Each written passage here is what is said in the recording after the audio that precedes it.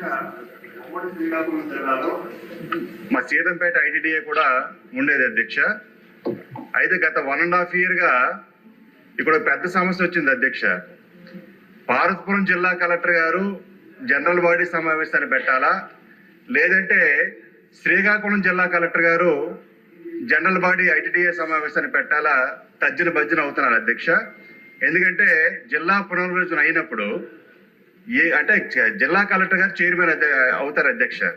ఇక్కడ సమస్య ఎక్కడ వస్తుందంటే, సంవత్సరాల కాలంగా మా సీతంపేట ఐటీడీఏలు ఇంతవరకు జనరల్ బాడీ సమావేశాన్ని ఏర్పాటు చేసుకోలేదు అధ్యక్ష.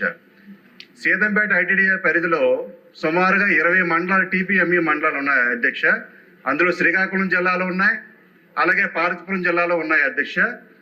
దయచేసి మీ ద్వారా నేను గిరిజన శాఖ మంత్రి గారికి ఒకటే తెలియజేస్తున్నాను అధ్యక్ష. జనరల్ బాడీ సమావేశాన్ని పెట్టగలిగితే గిరిజన ప్రాంతాల్లో ఉన్నటువంటి సమస్యల్ని ప్రజాప్రతినిధులు అందరూ కూడా చర్చిస్తారు అధ్యక్ష.